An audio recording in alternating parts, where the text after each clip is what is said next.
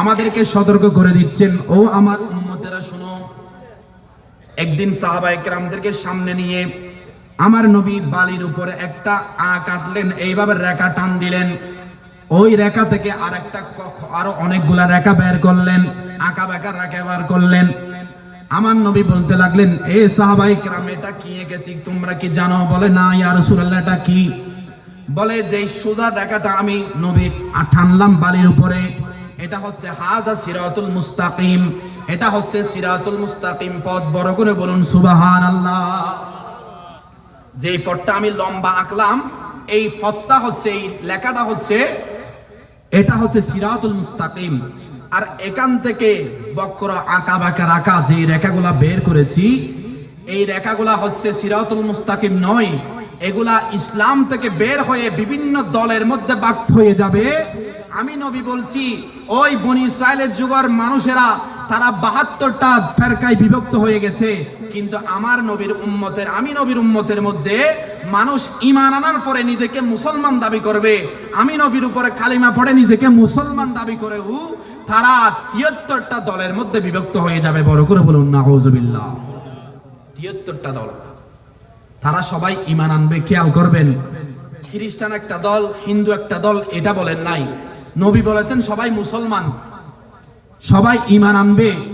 ঈমান আনার পরে তারা সঠিক দল থেকে বের হয়ে যাবে, বের হয়ে 73টা ফেরকার বিভক্ত হয়ে যাবে। আমার নবী বলতে লাগলেন, কুল্লুহুম ফিন্নার, এই আমার সাহাবীরা শোনো, সবাই জাহান্নামের মধ্যে চলে যাবে, ইল্লা মিল্লাতান ওয়াহিদাতান, একমাত্র দল, সেটা হচ্ছে জান্নাতে যাবে। তখন আমার নবী সাহাবায়ে কেরাম প্রশ্ন করলেন, তারা ফেরেশানি হয়ে গেলেন, ইয়া রাসূলুল্লাহ, ইয়া হাবিবাল্লাহ, সমস্ত দলগুলা জাহান্নামের মধ্যে চলে যাবে, একটি মাত্র দল জান্নাতে যাওয়ার যা কথা আপনি বলেছেন, ইয়া রাসূলুল্লাহ, এটা কোন দল? এটা দলের মধ্যে কি আমরা আছি? আমরা কোথায় যাব? এইভাবে সাহাবায়ে কেরাম অস্থির হয়ে গেলেন। আমার নবী বলতে লাগলেন, এ আমার সাহাবীরা, তোমরা ফেরেশানি হওয়ার দরকার নাই, আমি নবী বলে দিচ্ছি, মা আনা ওয়া আসহাবিহি, আমি নবী যেই দলের মধ্যে আছি, আমি নবীকে যারা অনুসরণ করে, আমার সাহাবায়ে কেরাম, আমার সাহাবায়ে কেরামকে যারা অনুসরণ করে তারা তাবি, তাবিকে যারা অনুসরণ করবে তবে তাবিন। এইভাবে আস্তে আস্তে আমি নবীর দলমত, আমি নবীর দল রেখে যাওয়া দলের মধ্যে সাহাবায়ে কেরাম, সাহাবীর পরে তাবি, তবে তাবি, এইভাবে কিয়ামত পর্যন্ত আমি নবীর এই পথে মতে যারা অনুসরণ করবে, একমাত্র তারাই জান্নাতে যাবে, তারাই হচ্ছে জান্নাতি দল। বড় করে বলুন সুবহানাল্লাহ। আর বাকিরা সবাই জাহান্নামের মধ্যে চলে যাবে। এখন আপনি নিজেকে নিজে একবার বিবেক দিয়ে প্রশ্ন করে দেখুন, আপনি এই দলের মধ্যে আছেন কিনা। এই দলকে, রাসূল পাকের এই হাদিসকে তারা বিভিন্ন ইমাম, বিভিন্ন মুহাদ্দিস কিরাম, ওনারা তাফসীর করতে করতে, এই বিশ্লেষণ করতে করতে বের করলেন, এটা আর অন্য কোনো দল নয়। যেই দলের কথা রাসূল পাক বলেছেন, এই দলটা হচ্ছে একমাত্র আহলে সুন্নাত ওয়াল জামাত। বড় করে বলুন সুবহানাল্লাহ। কারণ এই দলের মধ্যে যারা ছিলেন, তিনি হচ্ছেন সিদ্দিকে আকবর। এই দলের মধ্যে যিনি ছিলেন হযরতে ওমর ফারুক। এই দলের মধ্যে যিনি ছিলেন হযরতে উসমান জিন্নুরাইন। এই দলের মধ্যে যিনি ছিলেন হযরতে মৌলা আলী। এরপরে এই দলের মধ্যে যিনি ছিলেন ইমামে হাসান হুসাইন।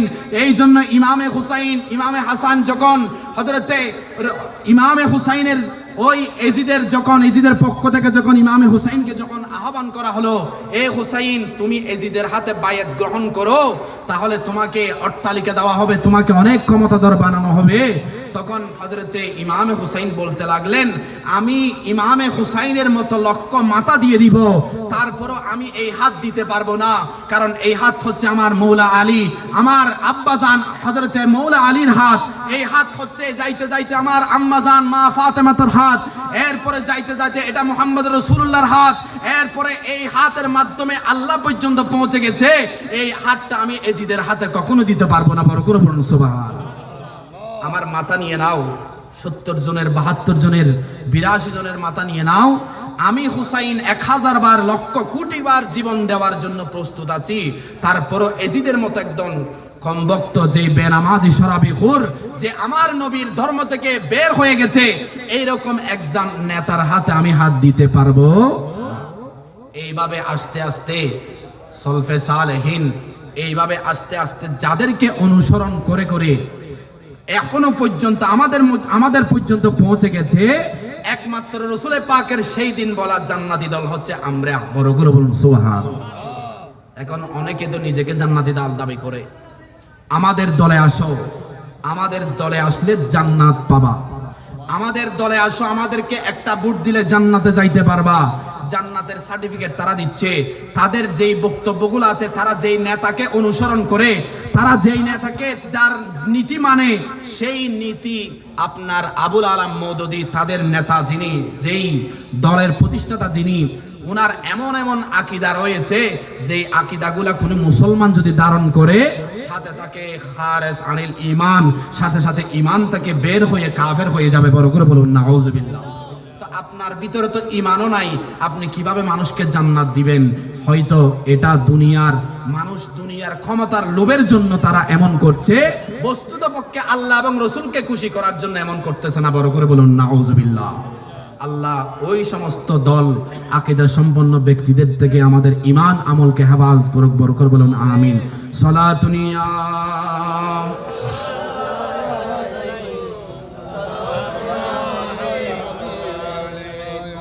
এরপরে যখন ওয়ামান দিনুকা এরকম যখন বলা হবে, ওই যে আমি বললাম ৭২টা দল, নবী বলছেন কুল্লুহুম ফিন্নার, সবাই কোথায় চলে যাবে? জাহান্নামের মধ্যে। তো ৭২ দলের মানুষ যারা আছে, তাদেরকে যখন কবরের মধ্যে প্রশ্ন করা হবে, তোমাদের রবকে? তারা বলে রব্বি আল্লাহ, আমাদের রব আল্লাহ। এরপরে যখন প্রশ্ন করা হবে ওয়ামান দিনুকা, তারা তখন প্রশ্নের উত্তর দিয়ে দিবে দীন আল ইসলাম। কারণ দুনিয়ার মধ্যে তারা আল্লাহকে রবও মেনেছে, ইসলামকেও মেনেছে। তারা ডাইভার্ট হয়ে গেছে আপনার। তারা যখন রসুলে পাকের শান ইমানের উপর আসে, রসুলে পাকের ব্যাপারে যখন আসে, তারা ঈমান থেকে বের হয়ে গেছে। তাদের ঈমান আর নাই, কারণ সবাই পৃথিবীর সমস্ত মানুষেরা আল্লাহকে মানে, ইসলাম সত্য এটাও মানে, কিন্তু বাগাবাগি হবে রসুলে পাকের কাছে গিয়ে। বড় করে বলুন সুবহানাল্লাহ। রসুলে পাককে যেই যেমন করে চিনেছে, রসুলে পাককে যদি সঠিকভাবে চিনেছে, ইনি আমার সিদ্দিক আকবর হয়েছেন। রসুলে পাককে যিনি সঠিকভাবে চিনেছেন, ইনি হযরতে উমর হয়েছেন। আর রসুলে পাককে যিনি চিনেন নাই, নিজের চাচা হয়েও আবু জাহেল হয়ে জাহান্নামের মধ্যে চলে গেছে। বড় করে বলুন নাউজুবিল্লাহ। এই জন্য বলা হচ্ছে রসুলে পাককে চিনলে ইমানদার জান্নাতি, রসুলে পাককে না চিনতে পারলে সেই ইবাদত করুক, যা কিছু করুক না কেন, সব আমল করেও সে জান্নাতে কখনো যাইতে পারবে না। কারণ सबसे अकराम, सबसे अशराफ, सबसे है आला, मालिकी जन्नती कौसे में नियमत, मालिकी जन्नत कौसे में नियमत, सबसे है बाला नबी जी अल्लाह अल्लाह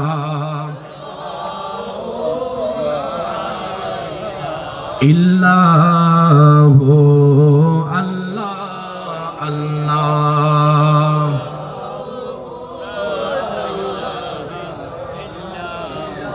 আরে দুনিয়াবাসী, তোমরা মানুষকে বলছো আমাদের দলে আসো, জান্নাত পেয়ে যাবা, জান্নাত পেয়ে যাবা।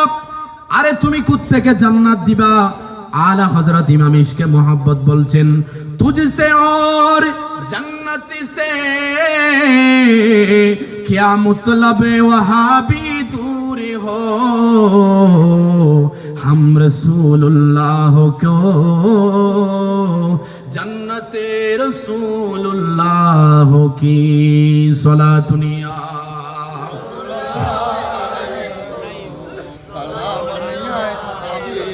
आला हजरत বলছেন, ও ওয়াহাবি খারজি, আপনার বাতিল ফিরকার যত লোক তোমরা আছো, তোমরা কোত্থেকে জান্নাত দিবা? আরে জান্নাতের মালিক হচ্ছেন আমার নবী। কাল কিয়ামতের ময়দানের মধ্যে আমার নবী যাকে জান্নাত দিবেন, সেই ব্যক্তি একমাত্র জান্নাতে যেতে পারবে। বড় করে বলুন সুবহানাল্লাহ। নারায়ে তাকবীর, আল্লাহু আকবার, নারায়ে রিসালাত, ইয়া রাসূলুল্লাহ, আজিন নাজিল, সালাম আলাইকুম। মারহাবা মারহাবা মারহাবা। নবী যাকে জান্নাত দিবেন, তিনি জান্নাতে যেতে পারবেন। কেন? একজন মুফাসসির যিনি জেয়ালের মধ্যেই মারা গেছেন, উনি চট্টগ্রামের প্যারেড ময়দানের মধ্যে একটা বক্তব্য দিয়েছেন, বক্তব্যটা ইউটিউবের মধ্যে এখনো পর্যন্ত আছে। উনি বলেছেন সুন্নিরা নবীকে নিয়ে তো লাফালাফি করে, কাল কিয়ামতের ময়দানে নবী নিজের অবস্থা কি হবে, নবী আল্লাহ নবীর সাথে কেমন আচরণ করবেন, নবীর অবস্থা কি হবে নবী নিজেও জানেন না, আর তোমাদেরকে নবী কিভাবে সুপারিশ করবেন, বড় করে বলুন নাউজুবিল্লাহ। হাদিস শুনেন, আমার রাসূল পাক সাল্লাল্লাহু আলাইহি ওয়াসাল্লাম বলতে লাগলেন, মিশকাত শরীফের হাদিস, হযরত ওসমান রাদিয়াল্লাহু তাআলা আনহু থেকে বর্ণনা হচ্ছেন, ক্বালা রাসূলুল্লাহি, বড় করে বলুন সাল্লাল্লাহু আলাইহি ওয়াসাল্লাম, ইয়াশফাউ ইয়াউমাল কিয়ামাতি সালাসাতুন, আল আম্বিয়া সুম্মাল উলামা সুম্মাশ শুহাদা। আমার নবী নূরানি জবানে পাকে বলতে লাগলেন, ও আমার উম্মত, কাল কিয়ামতের ময়দানের মধ্যে আনা আউয়ালু শাফিউন, আমি নবী হব একমাত্র শাফাআতকারী। কেননা কিয়ামত যখন কায়েম হয়ে যাবে, সমস্ত মানুষ যখন মারা যাবে, দুনিয়া বলতে কিছু নাই, দুনিয়া কিয়ামত হয়ে গেছে, কিয়ামতের ময়দান কায়েম হয়ে গেছে। আল্লাহ পাক রব্বুল আলামিন সমস্ত মানব দানব যা কিছু ছিল, এমনকি হযরতে আজরাইল ফেরেশতা, জিবরিল ফেরেশতা, ওনারাও মৃত্যুবরণ করে ফেলবেন। ওনারা মৃত্যুবরণ করার পরে যখন শেষ হয়ে গেছে, তখন আমার আল্লাহ সর্বপ্রথম এই চারজন ফেরেশতাকে আবার জীবিত করবেন। এরপরে আরশ বহনকারী ফেরেশতাদেরকে জীবিত করবেন। এরপরে আল্লাহ রাব্বুল আলামিন একে একে সবাইকে জীবিত করতে থাকবেন। ফেরেশতারা সবাইকে জীবিত করে কিছু একটা আলাদা একটা দল, ফেরেশতার দলকে আমার নবী যেই জায়গার মধ্যে এখনো পর্যন্ত শুয়ে আছেন, কিয়ামতের ময়দানের মধ্যে ওখানে শুয়ে থাকবেন, ওই জায়গার মধ্যে ওই সমস্ত ফেরেশতাদেরকে পাঠানো হবে। ওই ফেরেশতারা যাও আমার নবীর দরবারে গিয়ে যাও, আমার নবীর দরবারে গিয়ে আমার নবীকে স্বাগতম জানিয়ে, আমার নবীকে জান্নাতি পোশাক পরিয়ে, আমার নবীকে সুস্বাগতম জানিয়ে আমার নবীকে রোজা মুবারক থেকে তুলে আনো, এবং আমার নবীকে বলো আজকে কিয়ামতের ময়দানটা যেন একটু উদ্বোধন করে দেয়। উচ্চ আওয়াজ দিয়ে বলুন সুবহানাল্লাহ। আমার নবীকে নিয়ে আসো কিয়ামতের ময়দান, আমি যার জন্য কায়েম করেছি সেই কিয়ামতের দুলহা নবীকে একটু সাজিয়ে নিয়ে আসো। কেননা আমার আল্লাহ কিয়ামতের ময়দানেটা কায়েম করার কি দরকার ছিল? বিচার, দাড়ি পাল্লা, মিজান, এগুলো কিসের দরকার ছিল? আল্লাহ তো বিচার আচার ছাড়া কে জান্নাতি কে জাহান্নামী এগুলা জানতেন। কিয়ামত কেন কায়েম করবেন? বলে কিয়ামত কায়েম করবেন অন্য কোনো কারণে নয়, কাল কিয়ামতের ময়দানে সমস্ত মানব দানব, পৃথিবীর মধ্যে যতগুলা মানুষ, বাবা আদম থেকে ঈসা রূহুল্লাহ পর্যন্ত, আমার নবীর উম্মতরা সহ পৃথিবীর মধ্যে যতগুলা মানব দানব আগমন করেছে, সমস্ত মানব দানবকে একত্রিত করে, যারা আমার নবীর পক্ষে ছিল, বিপক্ষে ছিল, আমার নবীর শানে বেয়াদবি করেছে, বিভিন্ন রকম কথাবার্তা বলেছে, সমস্ত মানব জাতিকে একত্রিত করে সেই দিন আমার নবীর শান ও মান এটা কেমন সেটা সমস্ত জগৎবাসীকে দেখানোর জন্য আমার আল্লাহ একমাত্র কিয়ামত কায়েম করবেন। বড় করে বলুন সুবহানাল্লাহ। আর নইলে এত বিচারের দরকার ছিল না, দাড়ি ফাল্লার দরকার আল্লাহর ওজন মাপতে কি জন্য হচ্ছে আল্লাহ তো এমনিতে জানেন। কার আমলের মধ্যে কি গুনাহ আছে, কি সওয়াব আছে, এগুলো সব আল্লাহ জানেন। কেন কায়েম করবেন? এত কাহিনী এগুলা কেন আল্লাহ সাজাবেন? বলে এগুলা সাজাবেন একমাত্র আমার নবীকে দেখানোর জন্য, আমার নবীর শান মান সমস্ত সৃষ্টি থেকে দেখানোর জন্য। বড় করে বলুন সুবহানাল্লাহ। আল্লাহ জান্নাতে বানালেন নবীর প্রেমেতে,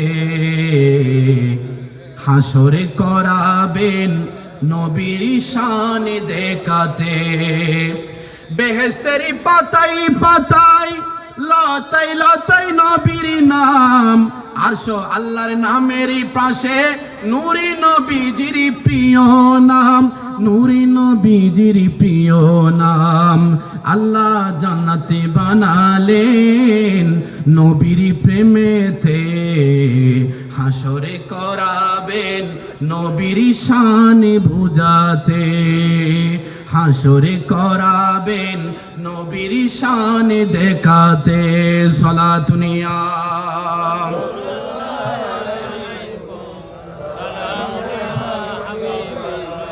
আমার নবীর শান দেখানোর জন্য একমাত্র কিয়ামতের ময়দান আল্লাহ কায়েম করবেন।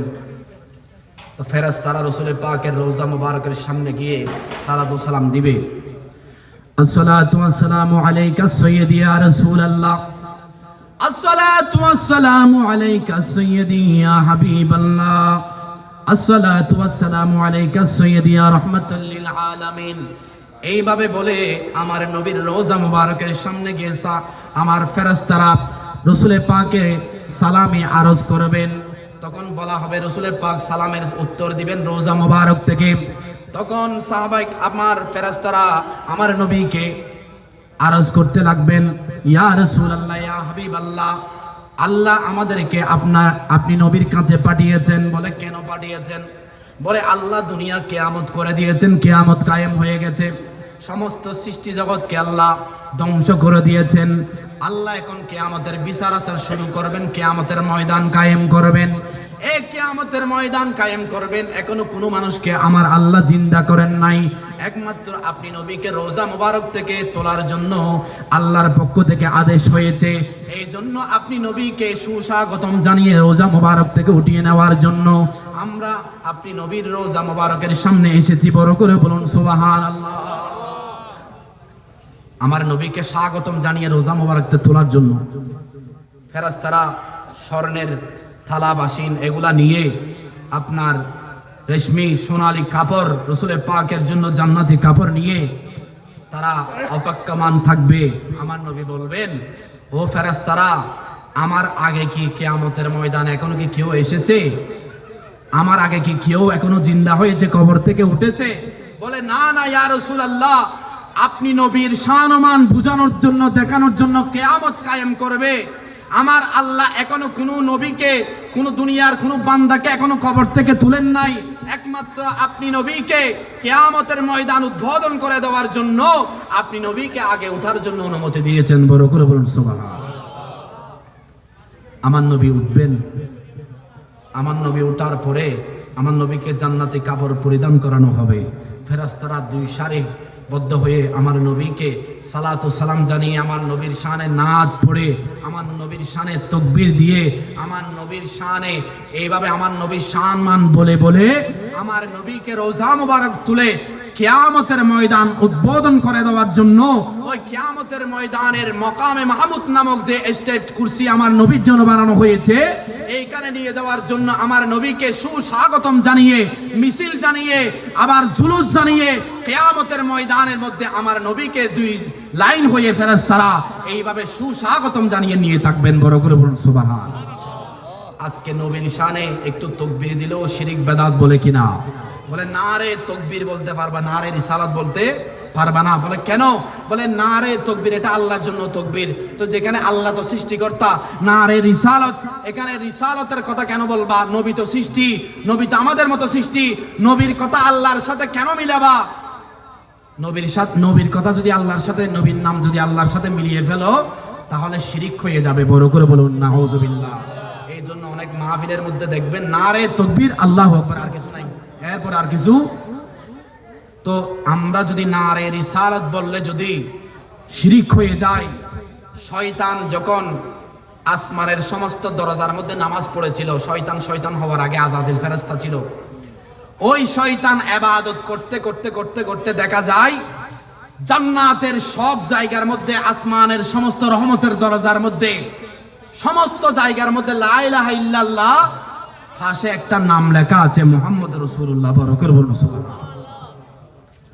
শয়তান চিন্তা করতে লাগলো, কিরে আমি আসমানি জগতের মধ্যে ফেরেশতা ইবাদত করতে করতে মুআল্লিমুল মালায়েকা ফেরেশতাদের সরদার হয়ে গেলাম, ফেরেশতাদের সরদার হয়ে গেলাম, আমি এত বড় সম্মানের অধিকারী হয়ে গেলাম, আল্লাহর পরে আল্লাহর সাথে যদি কারো নাম থাকতে পারে তাহলে আমি আজাজিল, আমার নাম থাকবে, তাহলে এখানে আল্লাহর নামের সাথে এটা কার নাম?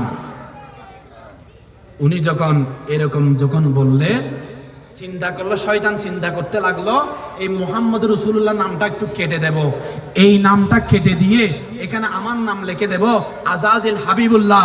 যখন নামটা লিখতে যখন চাইলেন, সে লিখতে চাইছিল আজাজিল হাবিবুল্লাহ, কিন্তু লিখে ফেলেছিল আজাজিল লানাতুল্লাহ। বড় করে বলুন নাউযুবিল্লাহ।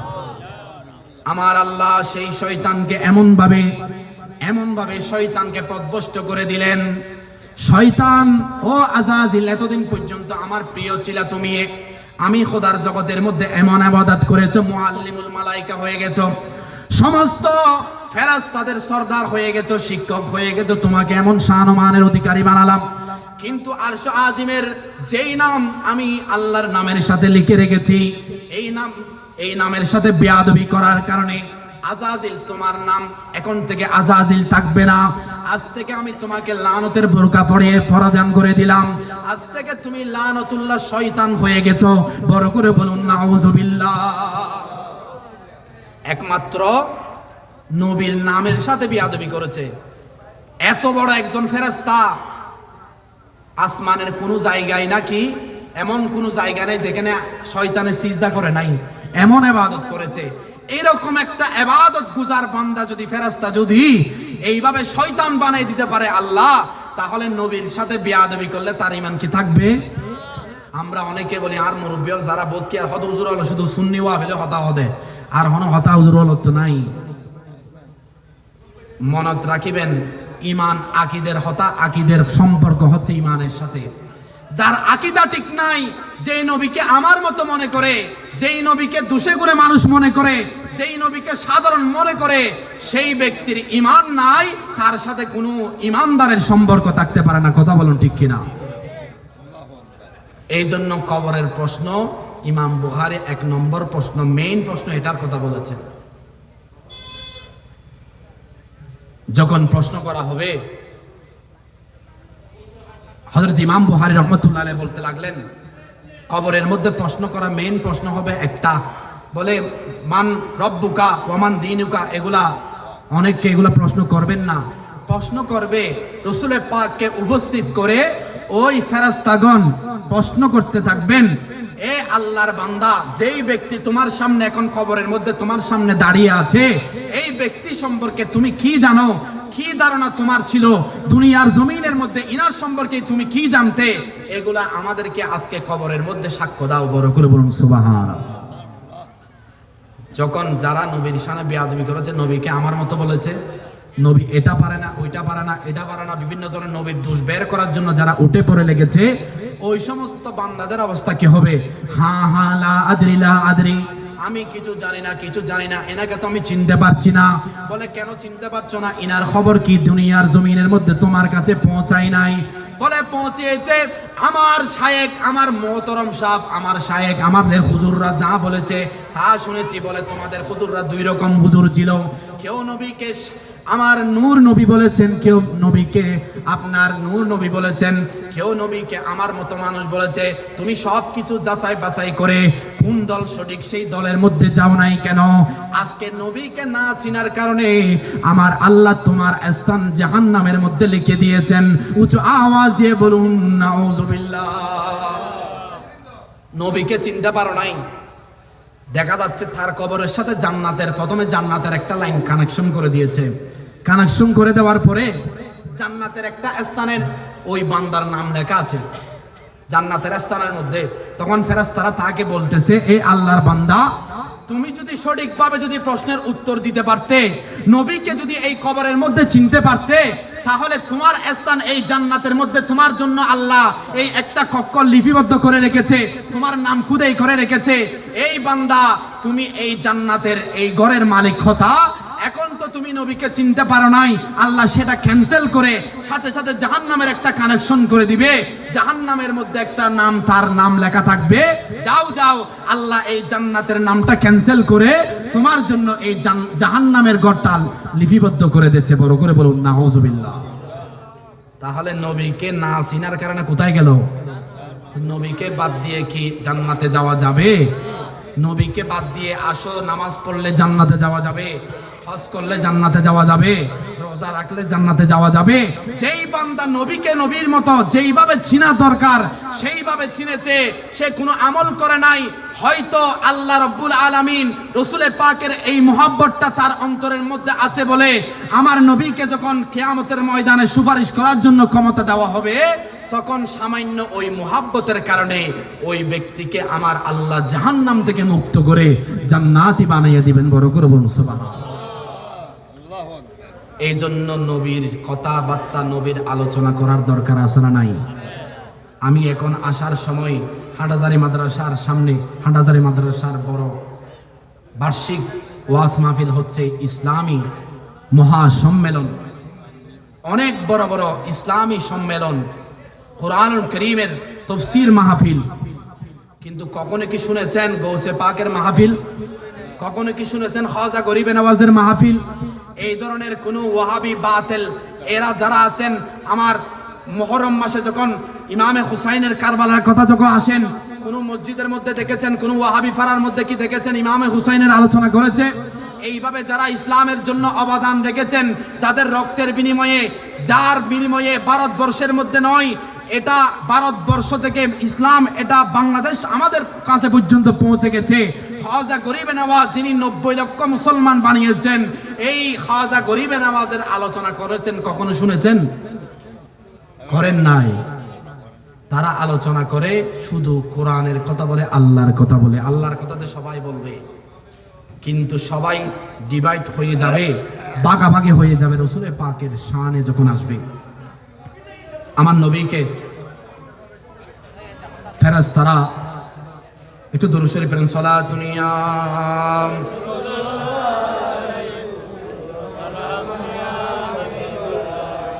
जिसने देखा वो मदीने जिंदगी में एक बार, चुमने उसकी कदम सर झुक रहा है बार बार। सलातुन या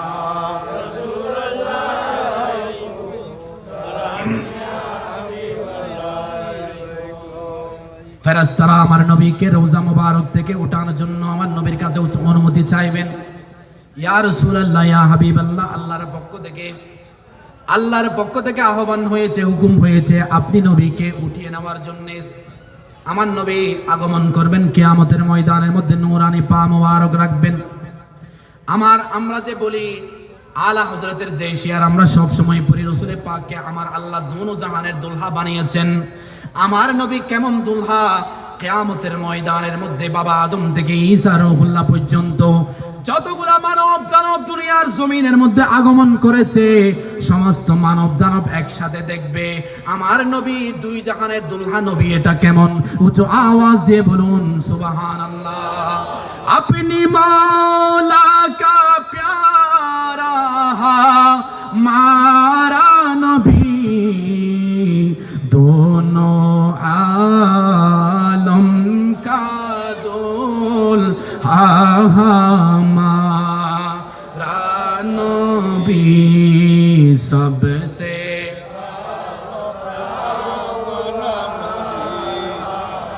मारा नबी सबसे बाला,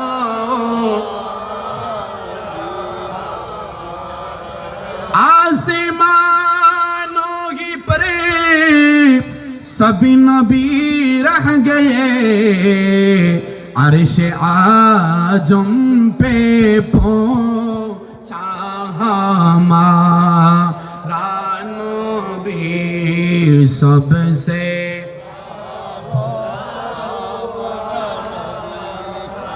मारा नबी सबसे बात।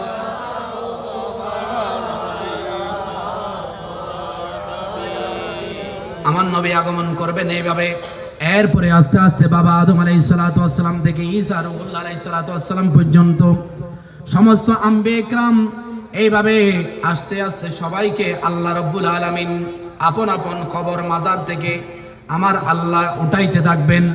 এইভাবে উঠতে উঠতে উঠতে উঠতে সমস্ত কিয়ামতবাসী যখন কবর থেকে উঠে যাবেন, সবাই ইয়া নফসি ইয়া নফসি ইয়া নফসি ইয়া নফসি করতে করতে এইভাবে একদিন নয়, 2 দিন নয়, 1 মাস নয়, 1 বছর নয়, বরাবর লাগাতার 70 বছর এইভাবে চলে যাবে। বড় করে বলুন সুবহানাল্লাহ। কয় বছর চলে যাবে? 70 বছর চলে যাবে। 70 বছর যখন চলে যাবে, সমস্ত মানব দানব হাহাকার হয়ে যাবে। 12 সূর্যের তাপের নিচে তারা এমন ভাবে হাহাকার হয়ে যাবে, তারা একজন আরেকজনকে বলা বলি করবে, ওগো আল্লাহ রাব্বুল আলামিন, আমাদেরকে যদি জান্নাতে দিয়ে দাও তাহলে জান্নাতে দিয়ে দাও, যদি জাহান্নামে দিয়ে দাও জাহান্নামে দিয়ে দাও। আল্লাহ কিয়ামতের এই ভয়াবহ অবস্থা আমরা সহ্য করতে পারছি না, আমাদেরকে কি করবেন, তাড়াতাড়ি একটু ব্যবস্থা করুন। এইভাবে করতে করতে সমস্ত মানবগুলা একত্রিত হয়ে সবাই আল্লাহর নবী হযরতে বাবা আদম আলাইহিস সালাতু ওয়াস সালামের কাছে যাবে। ওগো বাবা আদম, আপনি সমস্ত মানব জাতির আদি পিতা ছিলেন, সমস্ত মানব জাতির পিতা আপনি আদম ছিলেন। ওগো আদম নবী, আজকে কিয়ামতের ময়দানে কবর থেকে উত্তোলন করেছে আল্লাহ 70টা বছর হয়ে গেল। কিয়ামতের এই ভয়াবহ অবস্থা, সার সূর্যের এইভাবে 12 সূর্যের তাপের মধ্যে আর সহ্য করতে পারছি না, ভয়াবহ অবস্থা আর সহ্য করতে পারছি না। ওগো আল্লাহর নবী আদম আলাইহিস সালাতু ওয়াস সালাম, আপনার আল্লাহর কাছে একটু দয়া করুন, একটু দোয়া করুন, একটু আরজি করুন, আমাদেরকে যেন কিয়ামতের ময়দানের মধ্যে বিচার আচার কি করবে না করবে, যদি জাহান্নামের মধ্যে দেয় তাহলে জাহান্নামের মধ্যে দিয়ে ফেলতে বলো, জান্নাতে দিলে জান্নাতে দিয়ে ফেলতে বলো। কিয়ামতের ভয়াবহ অবস্থা আর সহ্য করতে পারছি না, বড় করে বলুন নাউজুবিল্লাহ। সহ্য করতে পারছি না, 70 বছর হয়ে গেছে আর সহ্য করতে পারছি না। আদম আলাইহিস সালাতু ওয়াস সালামের কসম, এই আরজ যখন পেশ করা হবে, বাবা আদম বলবে, এই আমার সন্তানেরা, এই মানব সন্তানেরা, আজকে কিয়ামতের ময়দানে আমি আদমের কোনো অধিকার আজকে নাই, ক্ষমতা আজকে নাই, তোমরা যাও যাও, আমার পরে যেই নবী এসেছে হযরতে শীস আলাইহিস সালাম, ওনার কাছে চলে যাও। এইভাবে যাইতে যাইতে শীস আলাইহিস সালামের কাছে যাবে, বলে এরপরে আরেকজনকে দেখা দিবে, উনি আরেকজনকে দেখা দিবে, বলে যাও হযরতে নূহ আলাইহিস সালাতু ওয়াস সালামের কাছে চলে যাও। নূহ আলাইহিস সালাতু ওয়াস সালামের কাছে গিয়ে দোয়া করবে, আরজ করবে, আল্লাহর বান্দারা, ওগো আল্লাহর নবী নূহ আলাইহিস সালাতু ওয়াস সালাম, আপনি তো আল্লাহর বেশি পেয়ারা ছিলেন, ওগো নূহ আলাইহিস সালাতু ওয়াস সালাম, আল্লাহর কাছে একটু দোয়া করুন, এই কিয়ামতের ভয়াবহ অবস্থা থেকে আমাদেরকে একটু পরিত্রাণ দেওয়ার জন্য আল্লাহর কাছে দোয়া করুন। আল্লাহর নবী নূহ আলাইহিস সালাতু ওয়াস সালাম বলবেন, আমার আজকে কোনো ক্ষমতা নাই, এই আল্লাহর বান্দারা তোমরা যাও যাও হযরতে ইব্রাহিম আলাইহিস সালাতু ওয়াস সালামের কাছে চলে যাও। এইভাবে যাবে, হযরতে ইব্রাহিম নবীও একই জবাব দিবেন, হযরতে ইসমাঈল আলাইহিস সালাতু ওয়াস সালামের কাছে যাবেন, উনিও একই জবাব দিবেন। যাইতে যাইতে সর্বশেষ হযরতে ঈসা নবীর কাছে যাওয়া হবে। ওগো আল্লাহর নবী ঈসা আলাইহিস সালাতু ওয়াস সালাম, আল্লাহ তো আপনাকে অনেক শান ও মানের অধিকারী বানিয়েছেন, আজকে কিয়ামতের ময়দানের মধ্যে এই ভয়াবহ অবস্থা আমরা সহ্য করতে পারছি না, আল্লাহর কাছে একটু দোয়া করুন, আল্লাহ যেন কিয়ামতের ময়দান কায়েম করে দেয়। ওগো আল্লাহর নবী একটু দোয়া করুন, দোয়া করুন। হযরতে ঈসা আলাইহিস সালাতু ওয়াস সালাম বলবেন, হে মানব জাতিরা, আজকে আমার কোনো ক্ষমতা নাই, সর্বশেষ আমি তোমাদেরকে একটা কথা বলতে পারি, আজকে কেউ কোন নবী আগে সুপারিশ করতে পারবে না আল্লাহর কাছে। আল্লাহ কহারিয়তের মধ্যে আছেন, আল্লাহ জালালিয়তের মধ্যে আছেন, রাগান্নি অবস্থার মধ্যে আছেন, আল্লাহ রাগান্বিত অবস্থার মধ্যে আছেন। কোন নবী আল্লাহর দরবারে আজকে দোয়া করতে পারবে না, একমাত্র যেই নবীর উসিলায় আজকে কিয়ামতের ময়দান কায়েম করেছে, যেই নবীর উসিলায় আল্লাহ 7 সমুদ্র, এইভাবে সমুদ্র, আল্লাহ যেই নবীর উসিলায় 7 আসমান 7 জমিন, দুনিয়ার সমস্ত সৃষ্টি জগৎকে যেই নবীর উসিলায় সৃষ্টি করেছেন, যেই নবীকে নিজের হাবিব বলেছেন, সেই নবীর কাছে যদি তোমরা যাইতে পারো, সেই নবী যদি আল্লাহর কাছে দোয়া করে, তাহলে হয়তো আজকে আল্লাহ তার দোয়া কবুল করে কিয়ামতের এই ভয়াবহ থেকে তোমাদেরকে পরিত্রাণ দিতে পারে। উচ্চ আওয়াজ দিয়ে বলুন সুবহানাল্লাহ। নারায়ে তাকবীর, আল্লাহু আকবার, নারায়ে রিসালাত, ইয়া রাসূলুল্লাহ, আল্লাহু আকবার। তোমরা সবাই আল্লাহর হাবিবের কাছে চলে যাও, শ্রেষ্ঠ নবীর কাছে, শেষ নবীর কাছে চলে যাও। তখন আমার নবীর কাছে আসা সমস্ত মানব জাতির আমার নবীর কাছে আসবেন।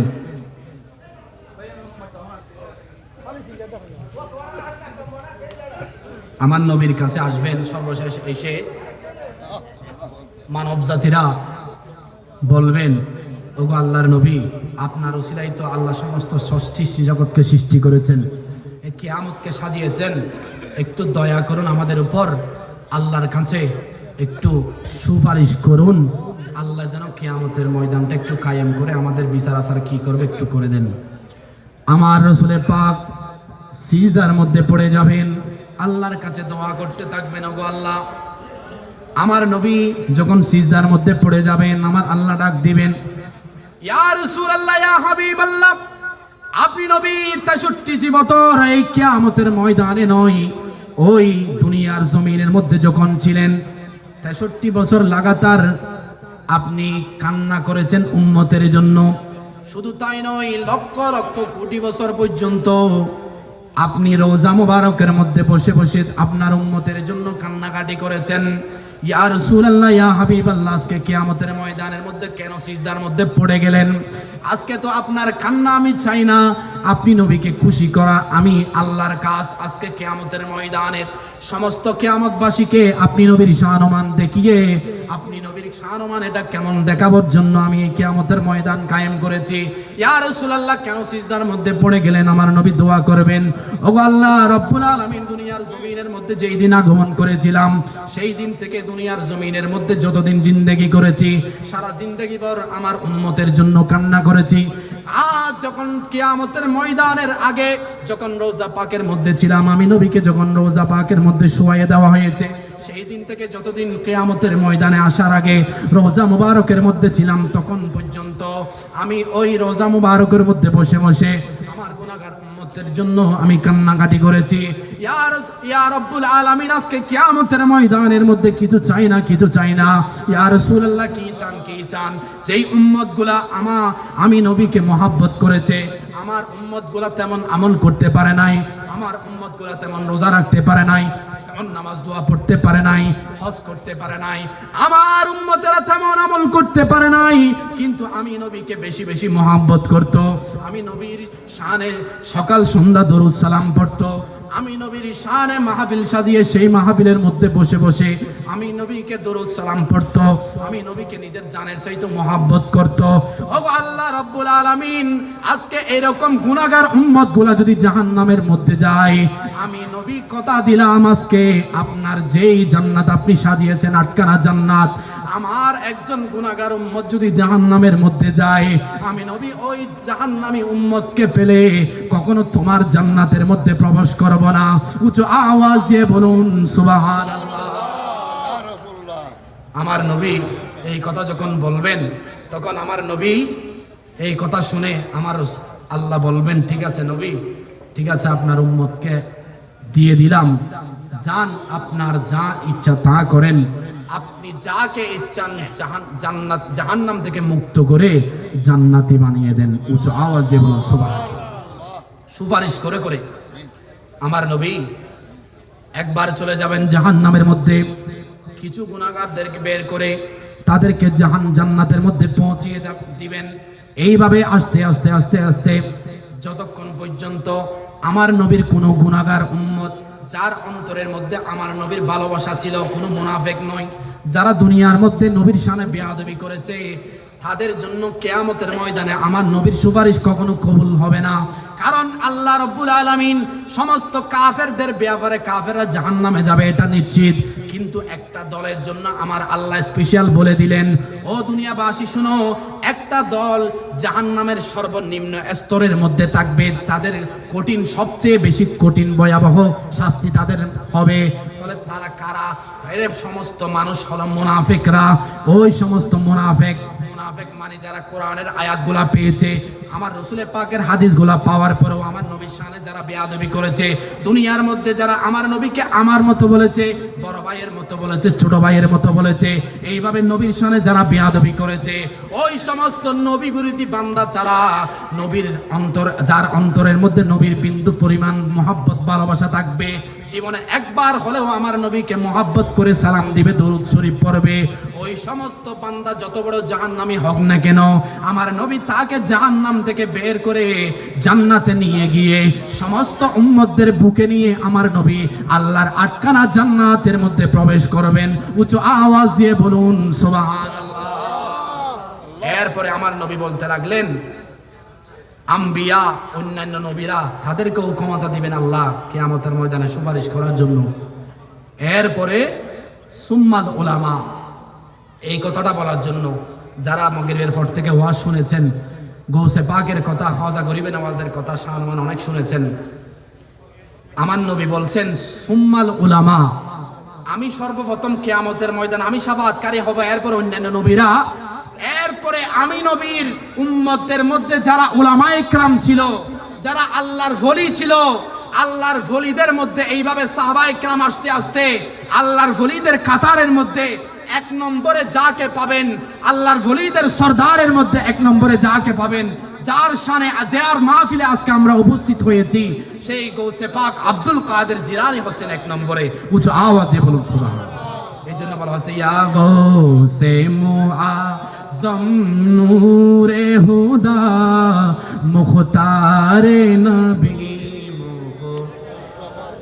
মুখতারে নবী মুখতারে খুদা সুলতানে দু আলম কুতুবে ওলা সুলতানে দু আলম কুতুবে ওলা হেরাজে জালালত আর দো সামায়া গৌসে আজম নূরে হুদা মুখতারে নবী মুখতারে খুদা সালামে নূরে চশমে আম্বিয়া।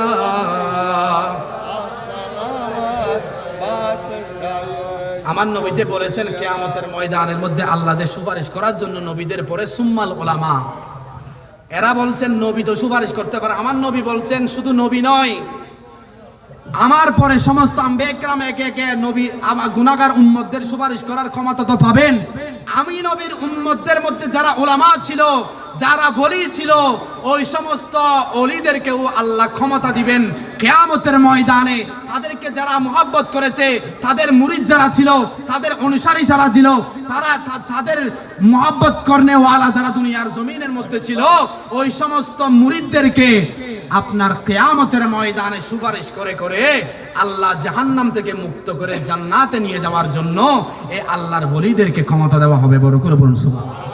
নারায়ে তাকবীর, আল্লাহু আকবার, নারায়ে রিসালাত, ইয়া রাসূলুল্লাহ। এই জন্য বলা হচ্ছে মুরিদি লা তাগাফ করে তসল্লি দি গুলামোं को दी गुलामों को क़यामत तक रहे बेखौफी बंदा गौसे आज़म का खुदा की फजल से हम पर है साया गौसे आज़म का हमें दो नौजहां है सहारा गौसे आज़म का। শুধু তাই নয়, আশেক বলছেন আজি জুব করে চুকো তৈয়ারি জব মে রে जनाजे को मेरे जनाजे को तू लेके दे ना कफन पर नाम वाला गौसे आज़म का।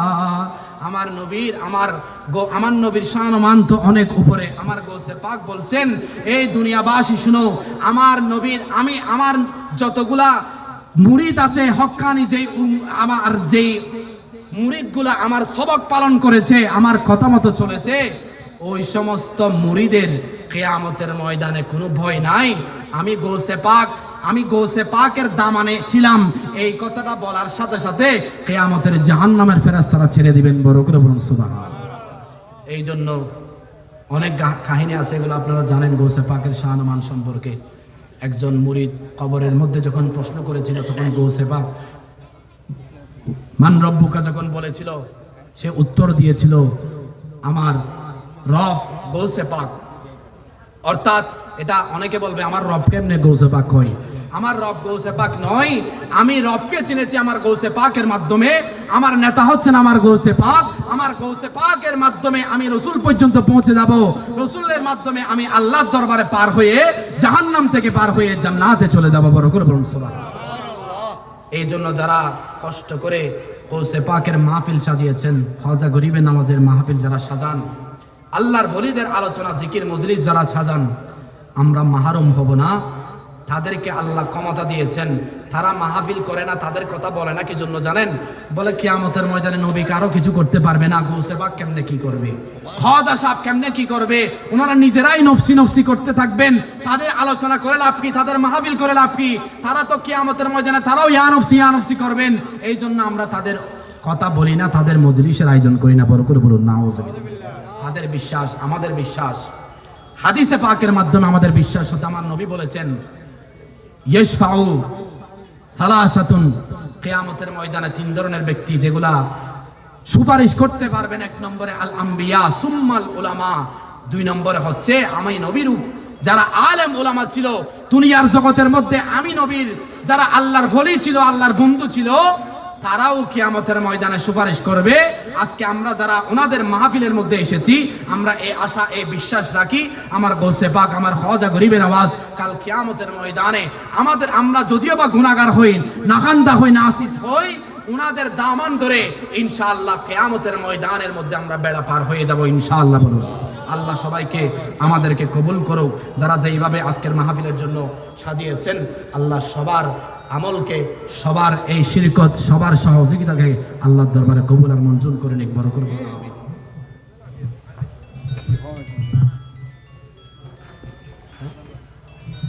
সালাতুনিয়া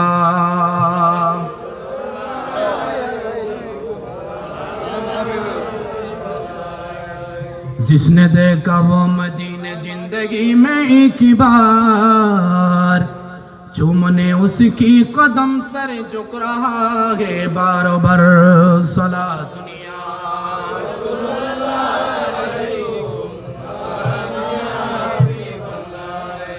আমার গৌসে পাক আব্দুল কাদের জিলানী দুনিয়ার মধ্যে এমন শাহনমানের অধিকারী ছিলেন, ইনি যে আল্লাহর ওলি এটা আল্লাহর দরবার থেকে আগে থেকে নির্ধারণ হয়ে গেছেন। তারপরেও উনি দুনিয়ার জমিনের মধ্যে এসে এমন ইবাদত, এমন রিয়াজত করেছেন, এমন ভাবে উনি দ্বীনি ইলম অর্জন করেছেন। আজকে আমি শুরুতে একটি কোরআন কারীমের আয়াতে করিমা বলেছি, আমার আল্লাহ বলছেন এই দুনিয়ার জমিনের মধ্যে যারা ঈমান এনেছো, আমার ঈমানদার বন্ধু বান্দিনীরা, ঈমান আনার পরে উতুল ইলমা দারাজাত, যারা ইলম অর্জন করেছো, দ্বীনি ইলম যারা অর্জন করেছো, কোরআন এবং হাদিসের ইলম যারা অর্জন করেছো, আমি আল্লাহ তাদের অসংখ্য মর্যাদা বৃদ্ধি করেছি। শুধু দুনিয়ার জমিনের মধ্যে নয়, কিয়ামতের ময়দানের মধ্যে সর্বস্তরে আমি আল্লাহ তাদের শানমান বুলন্দ করেছি। উচ্চ আওয়াজ দিয়ে বলুন সুবহানাল্লাহ। সেই গৌসে পাক উনি জানতেন নিজে আল্লাহর ওলি। যখন ছোটবেলা ওনার আব্বা ইন্তেকাল করেছেন, গরু চড়ানোর জন্য মাঠে গেছেন, গরু কথা বলতেছে, হুজুর আব্দুল কাদের আপনি কেন আমাকে ছড়াচ্ছেন? আল্লাহ তো আপনাকে গরু চড়ানোর জন্য বানা নাই। আল্লাহ আপনাকে অনেক বড় দায়িত্ব দিয়ে পৃথিবীর জমিনের মধ্যে পাঠিয়েছেন। আপনি অনেক খেদমত দ্বীন ইসলামের করবেন, আপনার থেকে আমার আল্লাহ অনেক খেদমত নিবেন। আপনি দ্বীন ইসলামের খেদমত করার জন্য লেগে যান। বড় করে বলুন সুবহানাল্লাহ। এইভাবে অলৌকিকত্ব এগুলা যখন বারবার যখন দেখছেন, উনি আম্মা জানের কাছে চলে আসতেন, উম্মুল ওয়ারা মা ফাতেমা ওনার কাছে চলে আসতেন, বলতে লাগলেন আম্মা জান এরকম এরকম অবস্থা আমি দেখতেছি, বলে আমার রসুলের পাকের রেখে যাওয়া এই বাগান পাহারা দিতে হবে, দ্বীন ইসলামের খেদমত করতে হবে। তখন আম্মা জান বলতে লাগলেন বাবা ঠিক আছে তুমি দ্বীন ইসলামের খেদমত করবা, তাহলে কি করতে হবে? বলে দ্বীন ইসলামের খেদমত করার জন্য আম্মা জান আগে আমাকে এক নম্বরে কোরআন এবং হাদিসের ইলম অর্জন করতে হবে, আমাকে আলেম হতে হবে। বড় করে বলুন সুবহানাল্লাহ। তাহলে আলেম হওয়া ছাড়া বড় ফিসাব হওয়া, কারণ আপনি আল্লাহর পথে মানুষকে আহ্বান করার জন্য কোরআন এবং হাদিস আপনাকে বুঝতে হবে। গৌসে পাক থেকে শিক্ষা নিন। গৌসে পাক বলছেন আমাকে ইলম অর্জন করতে হবে, আম্মা জান আমাকে ইলম অর্জন করতে হবে। বলে ইলম কোথায় অর্জন করবা বাবা? বলে আম্মা জান এই জিলান শহর থেকে বাগদাদের মধ্যে শুনেছি, বাগদাদের মধ্যে একটা মাদ্রাসা নিজামি একটা মাদ্রাসা রয়েছে, এখানে বড় বড় কোরআন এবং হাদিসের ইলম পাওয়া যায়। আমি এখান থেকে সফর করে সেখানে চলে যাব, আমার রাসূলের পাকের দ্বীন ধর্মের খেদমত করার জন্য, কোরআন এবং হাদিসের ইলম অর্জন করার জন্য বের হয়ে যাব। তখন আম্মা জান বলতে লাগলেন ও আমার একমাত্র সন্তান আব্দুল কাদের, তোমার বাবাও নাই, পৃথিবীর মধ্যে একমাত্র আপন বলতে তুমি আছো। তুমি যখন আমাকে ছেড়ে চলে যাবা আমার আব্দুল কাদের, তুমি দ্বীন ইসলামের খিদমত করার জন্য দ্বীনের ইলম অর্জন করবা, আমি তোমাকে বাধা দিতে পারবো না। ওগো আমার সন্তান, জমিয়ে জমিয়ে কিছু টাকা রেখেছি, কিছু স্বর্ণ মুদ্রা রেখেছি, 80টা স্বর্ণ মুদ্রা। আমার সাথে তোমার হয়তো আর কখনো দেখা হবে না, কারণ অনেক বড় রাস্তা, অনেক লম্বা সফরের রাস্তা। হয়তো তুমি লেখাপড়া শেষ করে আস্তে আস্তে দুনিয়ার জমিন থেকে আমি বিদায় নেব, তোমার সাথে আর দেখা নাও হতে পারে, তোমার সাথে আমার কাল কিয়ামতের ময়দানের মধ্যে দেখা হবে। ওগো আমার সন্তান, যাও যাও, ওই জিলান শহর থেকে বাগদাদের মধ্যে কাফেলা যায়, ব্যবসায়ী কাফেলা। ওই ব্যবসায়ী কাফেলার সাথে তুমি বাগদাদের মধ্যে রওনা হয়ে যাও। বড় করে বলুন সুবহানাল্লাহ। মাও বিদায় দিয়ে দিচ্ছেন। এখন তো আমাদের অনেক মা বোনেরা আছেন, সন্তানের মহব্বত বলে আর ফোয়ার বেশি মহব্বত, আর ফোয়ারা সারা মাদ্রাসার দিবি কেন করে দেখো। মাদ্রাসার অনেকেই মাদ্রাসায় দিতে চায় না, দিয়ে দিলে হয়তো আমার সন্তান আমার কাছ থেকে চলে যাবে, মাদ্রাসার মধ্যে লাগাতার থেকে যেতে হবে। কিন্তু আমার গৌসে পাক থেকে শিক্ষা নেন, গৌসে পাকের আম্মাজান থেকে। আমি বৃদ্ধ মহিলা, তুমি চলে যাবে বাবা, ঠিক আছে, তোমাকে দ্বীন ইলমের অর্জন অবশ্যই করতে হবে বাবা, তুমি যাও। আমি কিছু স্বর্ণ মুদ্রা জমিয়েছি, 80টা স্বর্ণ মুদ্রা। বাবা তোমার লেখাপড়ার অনেক খরচ লাগবে, টাকা পয়সা লাগবে, তুমি এখানে কি খাবা, কি করবা। বাবা তোমাকে আমি এই স্বর্ণ মুদ্রাগুলা দিচ্ছি, তোমার এই কাপড়ের নিচে, বগলের নিচে এগুলো আমি সেলাই করে দিচ্ছি, তোমার লেখাপড়ার জীবনের এই খরচগুলা এই স্বর্ণ মুদ্রাগুলা দিয়ে চালিয়ে যাও। বড় করে বলুন সুবহানাল্লাহ। সেলাই করে দিয়েছেন এবং শেষ পর্যন্ত অনেক আদর সোহাগ করে দিয়ে সন্তানকে বুকে নিয়ে একটি ওসিয়ত করলেন। ওগো আমার আব্দুল কাদের, ওগো আমার কলিজার টুকরা সন্তান আব্দুল কাদের, তুমি বাগদাদ চলে যাবা দ্বীন ইলম অর্জন করার জন্য। বাবা তোমাকে বিদায় দিচ্ছি, তোমাকে একটি মাত্র ওসিয়ত করতেছি বাবা শোনো। তোমার জীবনের মধ্যে যত বড় মুসিবত বলা আসুক না কেন, যত বড় জ্বর তুফান আসুক না কেন, আমি আম্মাজান তোমাকে ওসিয়ত করতেছি আব্দুল কাদের, কখনো তুমি মিথ্যা কথা বলবা না। বড় করে বলুন সুবহানাল্লাহ। 13-14 বছরের সন্তান ওসিয়ত করতেছেন। হিন্দি বেশি ডিস্টার্ব চলে না কানা সলাতুনিয়া।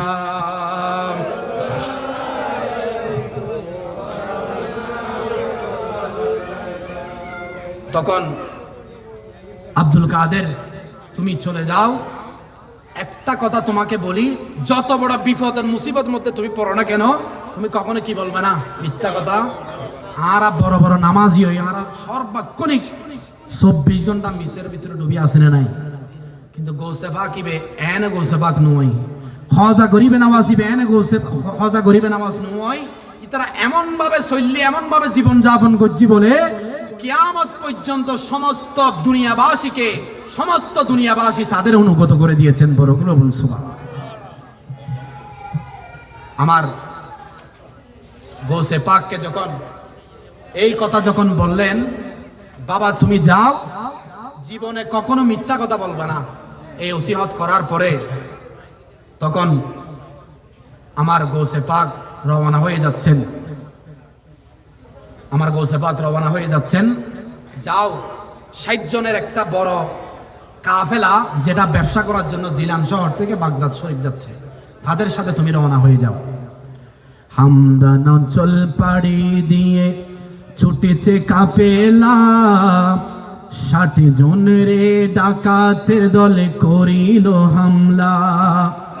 এলমেদিনর জনে যাহার হৃদয় উজালা, এলমেদিনার জনে যাহার হৃদয় উজালা, যে জনে গৌসুল আজম সেজন বাগদাদ ওয়ালা, যে জনে গৌসুল আজম সেজন তার কাঁধে যারে চরণী যুগল মদিনাওয়ালা, তার কাঁধে যারে চরণী যুগল মদিনাওয়ালা, যে জনে গৌসুল। আমার গৌসে পাক আব্দুল কাদের জিলানী চলে গেলেন 60 জনের কাফেলার সাথে। ছোট বাচ্চা, 12-14 বছরের বাচ্চা।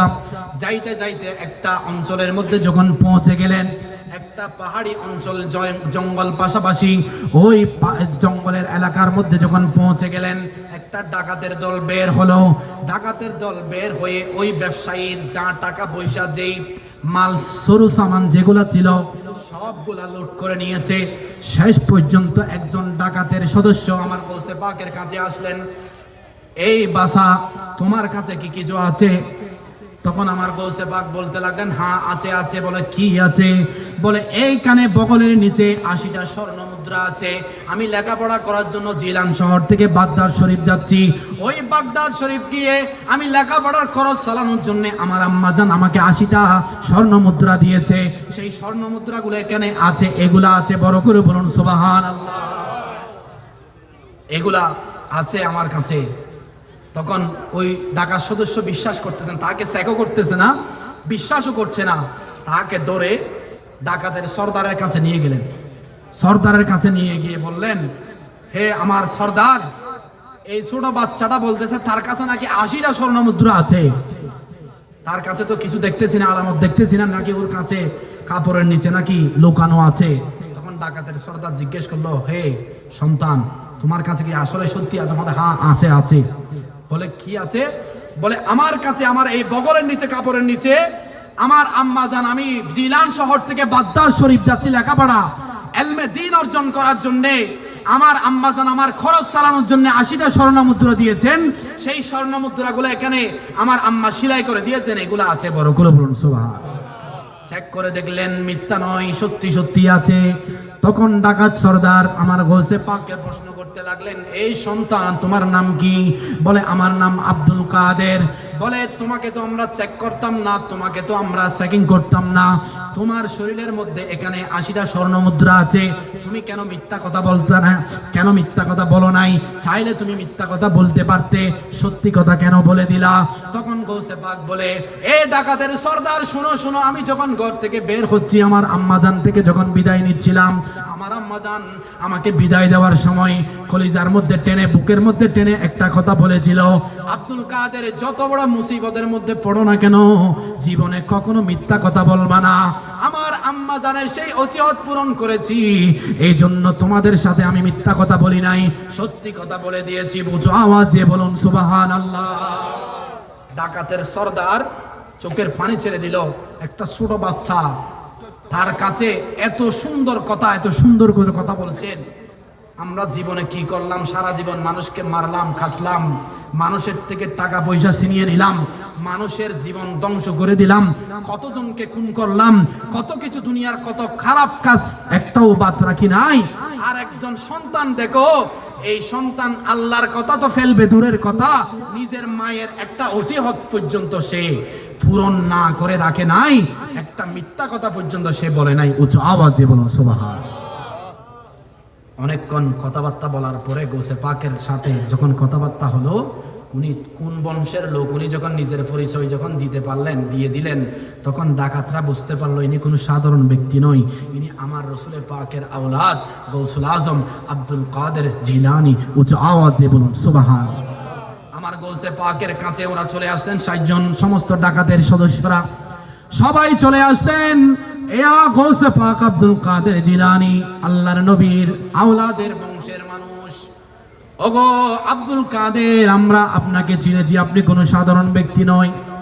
দ্বীন ইসলামের খেদমত করার জন্য, বড় আলেম হওয়ার জন্য, রসুলের পাকের এই ধর্মের খেদমত করার জন্য তুমি জিলান শহর থেকে বাগদাদের মধ্যে চলে যাচ্ছ ইলমে দ্বীন অর্জন করার জন্য। আপনি কোনো সাধারণ ব্যক্তি নয়। আমরা, আমাদের আজকে বুঝ চলে এসেছে, আজকের দিনের পর থেকে আমরা আর কোনো খারাপ কাজ করতে চাই না। ও আব্দুল কাদের, আপনার কাছে, আপনার হাতের মধ্যে আমরা তওবা করতে চাই, আমাদেরকে একটু তওবা পড়িয়ে দিন। আজকের পর থেকে আমরা কখনো দুনিয়ার কোনো গুনার কাজ করব না, দুনিয়ার মারামারি, রাহাজানি, এই ডাকাতি, এগুলো আমরা করব না। আজকের পর থেকে আমরা নামাজি হয়ে যাব, ভালো মানুষ হয়ে যাব, আমাদেরকে একটু ভালো মানুষ হওয়ার ব্যবস্থা করে দিন। তখন আমার গৌসে পাক তাদেরকে এমন ভাবে তওবা করে দিলেন, আবার নতুন করে দ্বীন ইসলামের মধ্যে এমন ভাবে দাখিল করে দিলেন, তাদেরকে এমন ফয়েজ বরকত আমার গৌসে পাক দিলেন। কেমন ফয়েজ বরকত দিলেন? আমার গৌসে পাক কিতাবের মধ্যে এসেছে, আমার গৌসে পাক ওই 60 জন ডাকাতকে শুনুক, কোনো সাধারণ মানুষ রাখে নাই, এমন ভাবে ফয়েজ দান করেছেন, ওই 60 জন ওই যুগের বড় বড় আল্লাহর মুহাক্কিক কুতুব, আল্লাহর ওলি বনে গেল। উচ্চ আওয়াজ দিয়ে বলুন সুবহানাল্লাহ। আরো জোর করে বলুন সুবহান। পারেন কিনা? আল্লাহর ওলিরা, আল্লাহর ওলিরা, আল্লাহর ওলিরা, আল্লাহর ওলিদেরকে আল্লাহর এমন ক্ষমতা দিয়েছেন, তারা জাহান্নামীদেরকে মুক্ত করে জান্নাতি বানিয়ে দিতে পারেন, ডাকাত থেকে সুর থেকে তাদেরকে আবদাল বানিয়ে দিতে পারেন। বড় করে বলুন সুবহানাল্লাহ। এগুলো আমার থেকে বেশি জানেন। গৌসে পাকের ঘরের মধ্যে একদিন তাহাজ্জুদের নামাজ পড়ছেন আমার গৌসে পাক, একজন সুর আসলেন চুরি করার জন্য। গৌসে পাক নামাজের নিয়ত ভাঙে না, সারা রাত্র নামাজ পড়েন। কিতাবের মধ্যে দেখা যায় আমার গৌসে পাক লাগাতার বরাবর এশারের ওযু দিয়ে 40 বছর ফজরের নামাজ পড়েছেন, লাগাতার তাহাজ্জুদের নামাজ পড়েছেন। আমার গৌসে পাক প্রতি রাতে কোরআন খতম নামাজের মাধ্যমে করতেন। উঁচু আওয়াজ দিয়ে বলুন সুবহানাল্লাহ। আল্লাহর ওলি হওয়া এত সহজ নয়। আল্লাহর ওলিরা যারা, আল্লাহর ওলি যারা হয়েছেন, যাদের মাজারে আমরা আসতেছি, যাদের শরণাপন্ন আমরা হচ্ছি, তারা এমনি এমনি আল্লাহর এমন বন্ধু হয় নাই, এমন আপন হয় নাই। তারা দুনিয়ার ধন সম্পত্তি, দুনিয়ার লোভ লালসা, দুনিয়ার ভালোবাসা, দুনিয়ার যত কিছু মায়া মমতা আছে, এগুলা বিসর্জন দিয়ে একমাত্র আল্লাহর প্রেমে, নবীর প্রেমে নিজের জীবনকে কুরবান করে দিয়েছে বলে আল্লাহ রব্বুল আলামিন কিয়ামত পর্যন্ত সমস্ত দুনিয়া, তাদের কিয়ামত পর্যন্ত সমস্ত পুরা পৃথিবীর মানুষকে নয়, পুরা পৃথিবী জিন ইনসান মানব দানব পর্যন্ত তাদের কদমের মধ্যে এনে দিয়েছে। বড় করে বলুন সুবহানাল্লাহ। এখন ধন সম্পত্তি, গরু নিয়ে আসো, মহিষ নিয়ে আসো, টাকা নিয়ে আসো, এগুলা বলতে হচ্ছে না। আশেকরা নিজের থেকে নিয়ে কোটি কোটি টাকা শুধু একটু মাত্র গোস আমার আল্লাহর ওলিদেরকে, নিজের মুর্শিদকে একটু রাজি করানোর জন্য আশেকরা নিজের জীবন পর্যন্ত কোরবান করে দিচ্ছে। বড় করে বলুন সুবহানাল্লাহ। ওনারা আল্লাহকে এমন ভাবে রাজি করেছেন, তো সুর কোনোভাবে বের হতে পারছে না, চুরিও করতে পারছে না, চুরি করে আবার বেরও হইতে পারছে না, ঘরের দরজা বন্ধ। গৌসে পাক নামাজ আদায় করতেছেন। অনেক নামাজ আদায় করতে করতে অনেক রাত্রি হয়ে গেল, একদম শেষ বেলা। গৌসে পাকের দরজার মধ্যে কে যেন একজন করাঘাত করছেন। আমার গৌসে পাক ঘরের দরজা খুলে দিলেন। কি হয়েছে, কোত্থেকে এসেছো? ইয়া হুজুর, গৌসে পাক আব্দুল কাদের জিলানী অমুক এলাকার মধ্যে একজন আবদাল ছিল, উনি ইন্তেকাল করেছেন। এখন অমুক ওই এলাকার জন্য একজন আবদাল আল্লাহর ওলি প্রয়োজন। এখন এই কথা যখন বললেন, আমার গৌসে পাক বলতে লাগলেন, এত রাতে তোমার জন্য আল্লাহর ওলি কোথায় পাবো, আবদাল কোথায় পাবো? যাও যাও, আমার ওই চকির নিচে একজন সুর ওখানে বসে আছেন, তাকে নিয়ে যাও, তাকে বের করে উজু গোসল দিয়ে নিয়ে যাও। আমি গৌসে পাক তাকে আজ থেকে আল্লাহর ওলি আবদাল বানিয়ে দিলাম। বড় করে বলছেন, উনি হচ্ছেন সেই গৌসে পাক। এই গৌসে পাকের মজলিসে আমরা এসেছি, যারা মোহাব্বত নিয়ে এসেছেন, যারা আয়োজন করেছেন, কাল কিয়ামতের ময়দানে এই মোহাব্বত, গৌসে পাকের ভালোবাসা, এই ভালোবাসার উসিলায় আল্লাহ আমাদেরকে কিয়ামতের কঠিন ভয়াবহ থেকে মুক্তি করে জাহান্নাম থেকে মুক্ত করে আল্লাহ যেন আমাদেরকে জান্নাত নসিব করে সেই তৌফিক দান করুক। বড় করে বলুন আমিন। ইয়া নবী ইয়া রাসূল সালাম আলাইকা, সালাম আলাইকা, সালাম।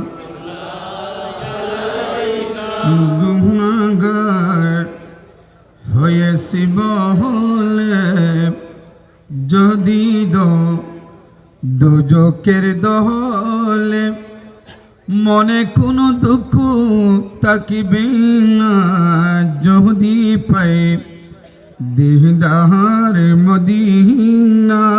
ইয়া নবী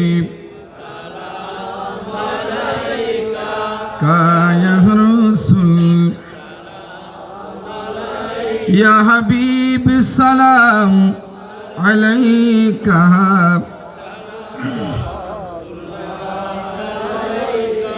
দিদার একবার যদি আপনাকে পাইতাম, আপনার শহরন দরিয়া সুমাইতাম, বলিতাম মনের কত যন্ত্রণা, পুরাইতাম মোহনের বাসনা। ইয়া নবী ইয়া রাসূল ইয়া হাবিব সালাম আলাইকা, সালাওয়াত। নবীজি আসলেন দহর উম্মতের মায়ায় এখনো কান্দেন মদিনায় আশিকের কানে শোনা যায় ইয়া নবী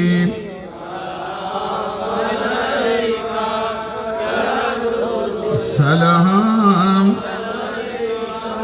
ইয়া হাবিব সালাম আলাইকা আশিকের মনের বেদনা বুঝাইলে কেহ বুঝে না শোনাইলে কেহ শুনে না শুনেন গো সাহেব মদিনা ইয়া নবী ইয়া রাসূল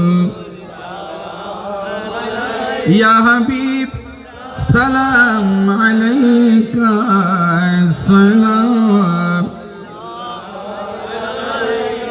মুস্তাফা জানে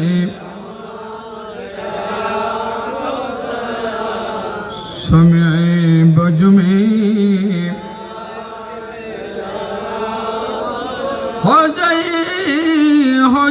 হজগান হজা গরিবে নওয়াজ উসমাইনুদ্দিন মিলাদ পেলা মুস্তাফা জানে রহমত পেলা বজমে সব নবী সব ওলি সব শহাদায়ে কিরাম সৈয়দি মুর্শিদি হযরতে গৌস মাঝি বান্দারি সরবি সিকুটি আকা তৈয়ব শাহ শেখে মুস্তাফা আল্লামা গাজী শের বাংলা সৈয়দি মুর্শিদি হযরত আমিনুল হক ফরদাবাদী ফয়জুল ইসলাম শাহ হাজত রওয়া মুশকিল কুশা হযরত আমিনুর রহমান শাহ जिनके हर हर अदा सुनते हैं मुस्तफा इस पीरे तरीक़त फैला मुस्तफा जाने शम्ए बज में बलगल उला बिकमालिही कशफ الدجى بجماله حسنت جميع خصاله صلوا عليه وآله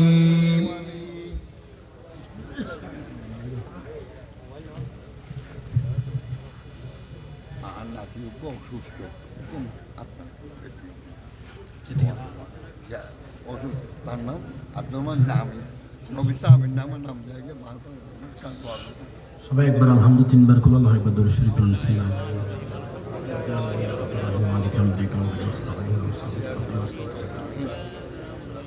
غير المغضوب عليهم ولا الضالين آمين بسم الله الرحمن الرحيم قل هو الله الصمد لم يلد ولم يولد ولم يكن له كفوا أحد قل هو الله الصمد لم يلد ولم يولد ولم يكن له كفوا أحد قل هو الله الصمد لم يلد ولم يولد ولم يكن له كفوا أحد اللهم صل على سيدنا محمد وعلى آل سيدنا محمد وبارك وسلم اللهم صل على سيدنا محمد وعلى آل سيدنا محمد وبارك وسلم সবাই একে অপরের জন্য দোয়া করুন বিশেষ করে যারা আর্থিকভাবে যেইভাবে অনেক প্রবাসী ভাইয়েরা উত্তর এলাকার প্রবাস থেকে ওনাকে সহযোগিতা করেছেন প্রবাসী ভাইদের জন্য দোয়া করবেন এলাকার মধ্যে যারা ব্যবসা বাণিজ্য বিভিন্ন কাজকামের মধ্যে আছেন বিশেষ করে আমার মুরব্বী বাবারা অত্র এলাকার সর্বস্তরের যারা যেইভাবে অত্র মাহফিলকে সাজানোর জন্য সহযোগিতা করেছেন আল্লাহ সকলের আপনারা যারা উপস্থিত হয়েছেন আল্লাহ সকলের আশা যাওয়া এই সহযোগিতা আল্লাহর দরবারে কবুল আর মঞ্জুর করে নিক বড় করে বলুন আল্লাহুম্মা আমিন या इलाही अपनी दाते किबरिया के वास्ते खोलो दे दरवाज़े रहमत खुदा के वास्ते रहमतुल लिल आलमीन खत्मे रसूल जाने जहां अहमद हामिद मोहम्मद मुस्तफ़ा के वास्ते मुश्किलें आसान फरमा गम सब दूर कर साहिबे जो दो सखा शेर खुदा के वास्ते माफी कर दे खुदाई दो जहां मेरे गुनाह सैयद अहमद शाह कुतुबुल औलिया के वास्ते हम गुनाहगारों पे तेरी मेहरबानी चाहिए सब गुनाह धोले जाएंगे रहमत पानी चाहिए रब्बना ज़लमना अनफुसना व इल्लम तग़फिर लना व तरहमना लनकूनन्ना मिनल खासिरीन रब्बना तक़ब्बल मिन्ना इन्नका अंतस समीउल अलीम व तुब अलैना या मौलाना इन्नका अंतत तव्वाबुर रहीम रब्बना आतिना फिद दुनिया हसनतन व फिल आखिरति हसनतन व क़िना अज़ाबन नार रब्बिरहमहुमा कमा रब्बयानी सगीरा वकुर रब्बिरहमहुमा कमा रब्बयानी सगीरा আল্লাহ পাক রব্বুল আলামিন শুক্রবার জুমার দিনের পর হতে আল্লাহ জুমার নামাজের পর হতে এ পর্যন্ত মওলা তোমার মাহবুব বান্দা গৌসে পাক আব্দুল কাদের জিলানী খাজা গরিব নওয়াজ আল্লাহ এলাকার মরহুম মরহুমাদের আল্লাহ ইসালে সব সহ আল্লাহ অত্র এলাকাবাসীর পক্ষ থেকে আল্লাহ খাজা নুরানী আদর্শ সংঘের পক্ষ থেকে দৌলত মুস্তাফার এই সমস্ত আল্লাহ সদস্যদের পক্ষ থেকে আল্লাহ পবিত্র এই আজিমুশান নুরানী মাহফিল আল্লাহ শুরু থেকে শেষ পর্যন্ত যা কিছু এখানে আয়োজিত হয়েছে আল্লাহ হাদিয়া জবে হতে আল্লাহ তবরকাত আল্লাহ খতমাত আল্লাহ মাহফিল আল্লাহ সহ সালাতু সালাম মিলাদ ও কিয়াম আল্লাহ সর্বশেষ জিয়ারত জিয়াফত যা কিছু আয়োজন হয়েছে আল্লাহ সমস্ত কিছু ভুল ত্রুটি ক্ষমা করে আল্লাহ সর্বপ্রথম আপনার আলিশান দরবারে কবুল আর মঞ্জুর করে নিন মওলা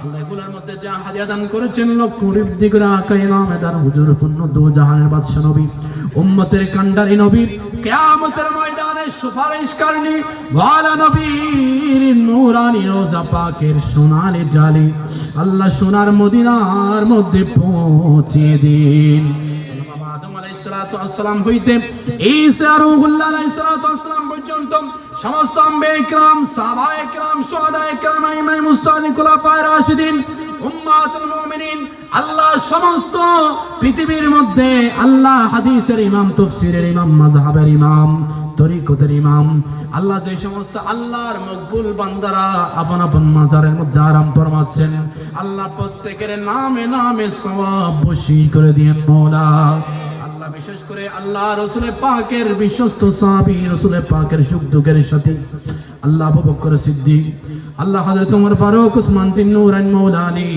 আল্লাহ ইমামে হাসান হুসাইন আল্লাহ রব্বুল আলামিন মা ফাতিমাতুজ জাহরা আল্লাহ কারবালার ময়দানের মধ্যে আল্লাহ যে সমস্ত আওলাদ ইকরাম আল্লাহ শুহাদায়ে কারবালা যারা শাহাদাত বরণ করেছেন আল্লাহ প্রত্যেকের নামে নামে সওয়াব বশীর করে দিন মওলা আল্লাহ রব্বুল আলামিন আল্লাহ আমার নবীর যত আওলাদ ইকরাম আপন আপন পৃথিবীর আল্লাহ নাচে কানাচে আপন আপন মাজারের মধ্যে আরাম ফরমাচ্ছেন আল্লাহ প্রত্যেকের নামে নামে সওয়াব বশীর করে দিন মওলা আল্লাহ বিশেষ করে হাদিসের হযরত ইমাম বুখারী ইমাম মুসলিম ইমাম আবু দাউদ নাসাই ইবনে মাজাহ আল্লাহ হাদিসের ইমাম ফাকার ইমাম আল্লাহ মাযহাবের ইমাম আল্লাহ যে সমস্ত আলেম ওলামা আল্লাহর হক্কানি নব্বানি আল্লাহর বলিরা দ্বীন ধর্মের খিদমত করে করে আপন আমার মাজারের মধ্যে শুয়ে আছেন আল্লাহ প্রত্যেকের নামে নামে সওয়াব বশীর করে দিন মওলা আল্লাহ বিশেষ করে যাকে নিয়ে আয়োজন গৌসে পাক আব্দুল কাদের জিলানী ওনার মাজারে পাকের মধ্যে পৌঁছিয়ে দিন মওলা আল্লাহ গৌসে পাকের আওলাদ ইকরাম আল্লাহ খলিফা বিন্দ শাহ বিন্দ আপন আপন মাজারের মধ্যে যারা যেখানে আরাম ফরমাচ্ছেন প্রত্যেকের নামে নামে সওয়াব বশীর করে দিয়েন আল্লাহ বিশেষ করে খাজাগান খাজা গরিব নওয়াজ মুঈনুদ্দিন আজমিরি আল্লাহ ওনার রোজা পাকের মধ্যে পৌঁছিয়ে দিন আল্লাহ বিশেষ করে ভারতীয় উপমহাদেশের মধ্যে আল্লাহ লক্ষ লক্ষ আওলাদ ইকরাম আপন আপন মাজারের মধ্যে আরাম ফরমাচ্ছেন প্রত্যেকের নামে নামে সওয়াব বশীর করে দিয়েন মওলা আল্লাহ বিশেষ করে বাংলাদেশের জমিনের মধ্যে আল্লাহ শাহজালাল ইয়ামানি শাহপুরান ইয়ামানি 360 আউলিয়া চট্টগ্রামের পার আউলিয়া আল্লাহ বিশেষ করে গৌসুল আজম মাইজবান্ডারি গোলাম রাও মাইজবান্ডারি আল্লাহ জিয়ালক মাইজবান্ডারি শামসুল হুদা মাইজবান্ডারি শফিউল হোসেন মাইজবান্ডারি আল্লাহ খলিফায়ে মাইজবান্ডারি আল্লাহ শাহ মাইজবান্ডারি আল্লাহ সমস্ত আওলাদ সাহাবায়ে কেরামের রূহ পাকের মধ্যে সওয়াব পৌঁছিয়ে দিন মওলা। আল্লাহ অত্র এলাকার চতুর্পাশে অনেক আউলিয়া ইকরাম, আল্লাহ হযরত শাহজাহান শাহ মুফতি আমিনুল হক ফরহাদাবাদী ফয়জুল ইসলাম শাহ বেনবেনিয়া শাহ মওলা রব্বুল আলামিন। আল্লাহ চতুর্পাশে অনেকগুলো আউলিয়া ইকরাম আপন আপন মাজারের মধ্যে আরাম ফরমাচ্ছেন। আল্লাহ বিশেষ করে শাহ মনোহর রহমাতুল্লাহ আলাইহি, আল্লাহ যেই মাজারে পাকের সামনে আমরা বসে আছি মওলা, আল্লাহ হাজত রাওয়া মুশকিল কুশা হযরত বাবা আমিনুর রহমান শাহ রহমাতুল্লাহ আলাইহি রোজা পাকের মধ্যে সওয়াব পৌঁছিয়ে দিন।